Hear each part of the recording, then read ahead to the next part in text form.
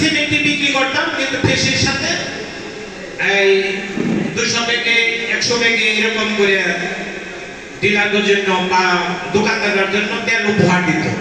এটা একটা ভালো উদ্যোগ, ভালো কিন্তু এরও দিনে দুঃখজনক একটা কথা, যেহেতু আমি বর্ডার সীমানায় পড়ছি, 3টা ডিস্ট্রিক্ট আমাদের মার্কেটের সাথে, একটা হলো ঢাকা ডিস্ট্রিক্ট, মানিকগঞ্জ ডিস্ট্রিক্ট এবং টাঙ্গাইল ডিস্ট্রিক্ট। যেহেতু হালিম স্যার আছে এখানে উপস্থিত, হালিম স্যার হয়তো লজ্জায় ফাঁকে যাইতেছে, আমাদেরকে দিয়ে টাঙ্গাইলের ভিতরে কিছু মালও না ঢুকিয়ে দিত। অনেক দোকানে আমি নিজেই সাপ্লাই করতাম, কিন্তু ডিলার হিসাবে না, আমি নিজে দোকানদার হিসাবে। কিন্তু কিছুদিন যাওয়ার পরে ওনারা টোটালে মালগুলা দিয়ে অফ করে দেয়। অথচ আমাকে নিজের ব্যক্তিগত টাকা ওইখানে পড়ে থাকে। ডিলার যেহেতু দোকানদাররা মাল যদি না পায় পরিপূর্ণ ওই টাকাগুলো আমাদেরকে পেমেন্ট করে না। এইভাবে একটু ক্ষতিগ্রস্তের মধ্যে আছি।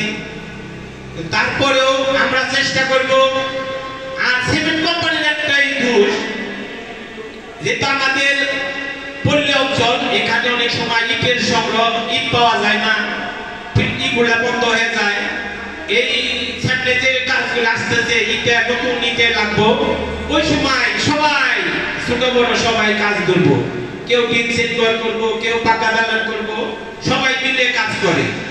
অনেক সময় সব সিমেন্ট কোম্পানি ওই সময় করে কি, সিন্ডিকেট করে হয়তো একটু দাম বাড়িয়ে দেয়, আবার হয়তো করে কি দেখা গেছে মার্কেটিং এরা ফুলি রিসিভ করে না, বাইক পাওয়াই যায় না, আমাদের ব্যবসায় ক্ষতি হয়। আমি মুশারফ স্যারকে অনুরোধ করব, আমরা জানি স্যার এরকম ক্ষতিগ্রস্তের মধ্যে না পড়ি, আমরা হয়তো আপনাদেরকে কোম্পানির তিমন মাল চালাইতে পারি না। আমাদের আশায় ওই সময় একটা সিজন আসতেছে, ওই সময় আমরা একটু নিজেরাও ব্যবসাটা আপনাকে কোম্পানিকে এগিয়ে নিয়ে যাব। কিন্তু আপনারা ওই সময় এই কিছুদিন আগে একটা ক্লিংকার ফটা ছিল সব সিমেন্টেরই, মোটামুটি ফ্রেশ কোম্পানির সিমেন্টের ক্লিংকার ফটা ছিল না, ভালো মাল পাওয়া যেত।